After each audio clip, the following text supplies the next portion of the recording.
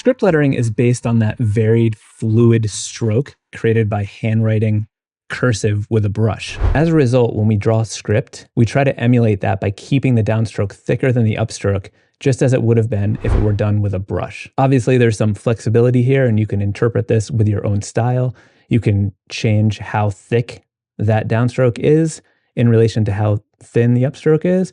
You just don't want to mix them up and put them in the wrong spots, because then it can look a little bit weird and sometimes just not read right either. I'm using a brush here that emulates that thick and thin process, but generally when we're doing illustrative hand lettering, we're sort of drawing out these shapes and not depending on the brush. So I don't really like to use brushes like this.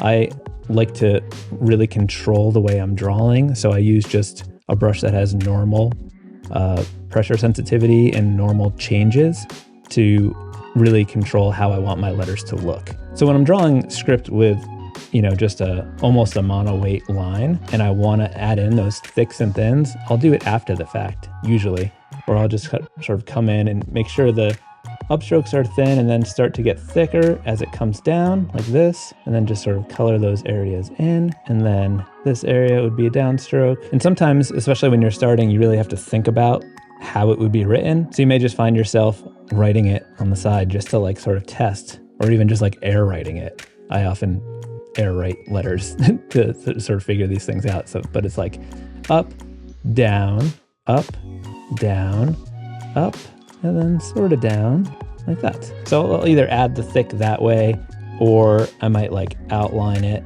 if I'm trying to do like a really thick letter. This is a little bit more of a sort of advanced, even though this looks terrible, but like the idea of drawing it that way.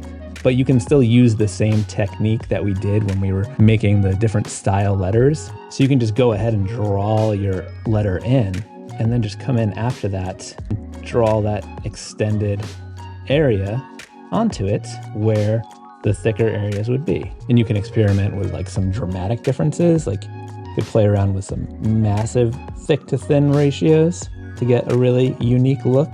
You can also go the opposite and have almost no difference, or literally no difference. You can have a very mono weight look, and that's okay too.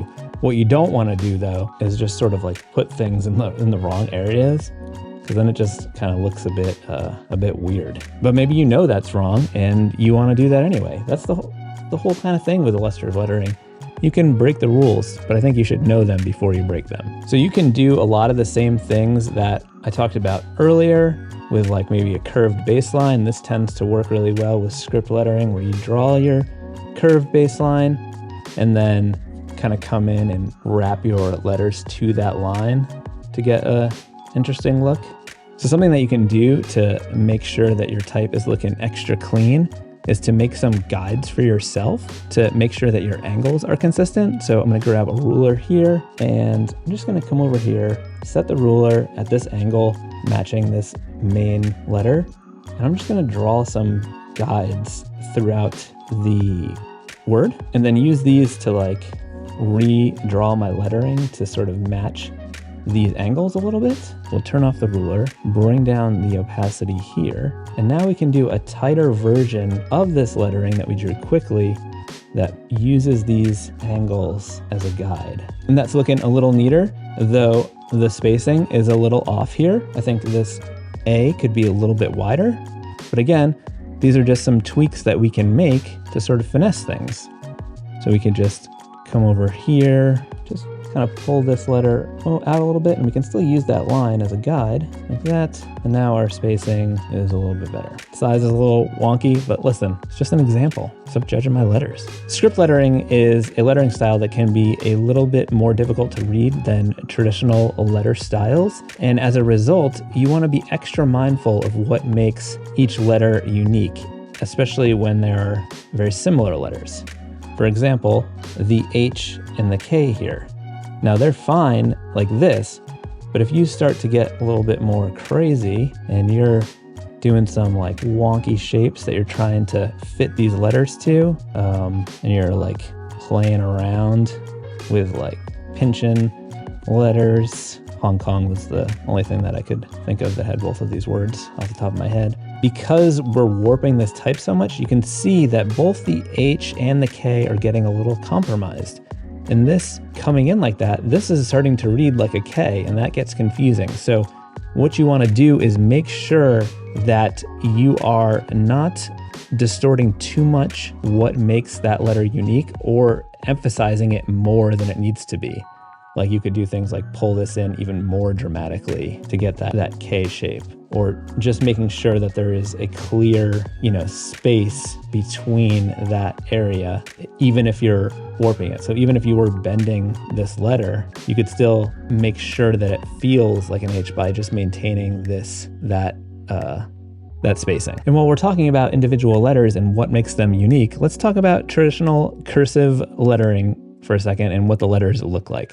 So this is just a school assignment sheet for teaching cursive lettering. Maybe you remember some of these letters are kind of weird, like the cursive I, the G, Q. Listen, these are wild letters, and I do a lot of script lettering, and I do not ever draw my G like that. I never draw my I like that. I never draw my Q like that. My suggestion would be to make up your own letters. I would argue that made up versions of these uppercase script letters would read better because people are more used to seeing non-script letters.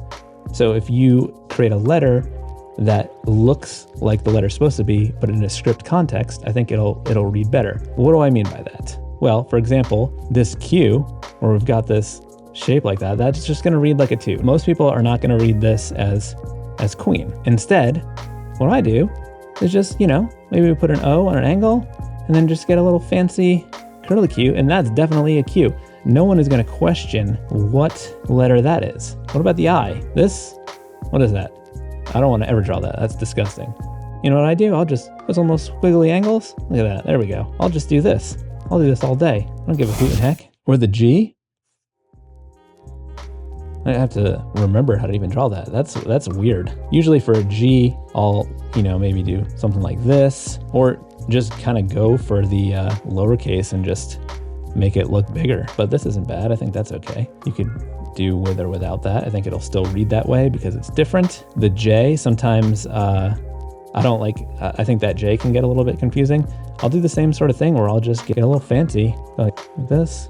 There we go, that's my J. I'll do that instead of getting all like, I didn't even do that properly. Let's cut that, editor, cut that. We don't need that in here. So make up your own rules. That's my next pro tip. One of the most fun things to do with script lettering is to play around with squashes. It's not squashes. Play around with pumpkins. Playing around with swashes and ligatures. Swashes are just, extending some of the lines, getting a little fancy. They're just sort of decoration. Like for example, we could come down here, build something like that. We got this little fancy A going on. A ligature is when you combine 2 or more characters into one letter. So for example, we bring this over into this L, and now we've got this really fancy lettering treatment for Al.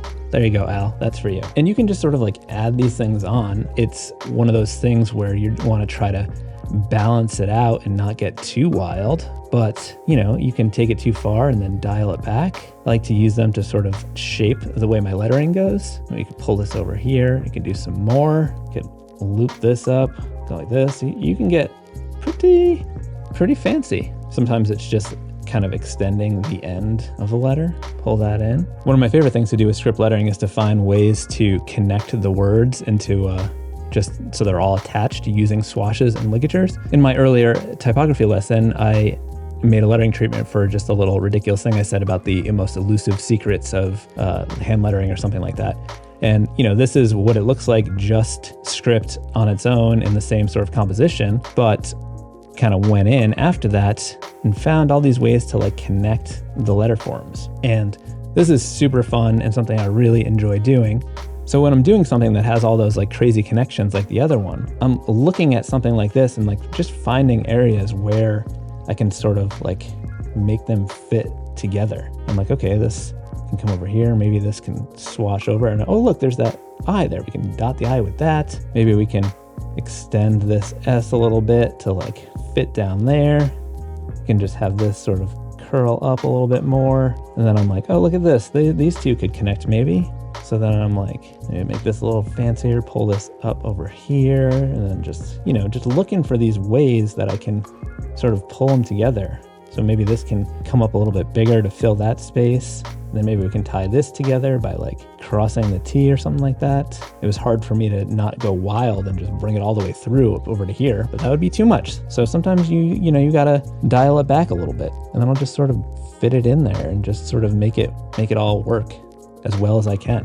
And I'll noodle with this kind of thing a lot. Too much. Another thing to think about when you're doing script lettering is how the angle of the letters can really sort of affect the vibe, if you will. For example, if I do something very vertical and sort of loopy like this, feels very sort of, I don't know, friendly, playful, almost a little cutesy. But like if you do the same thing at like an angle, it's a very different O. It's like, oh. Or over here, it's like, oh. You feel me? Or maybe if we said, okay. Okay. But over here, it's like, okay. Okay, that's enough for now.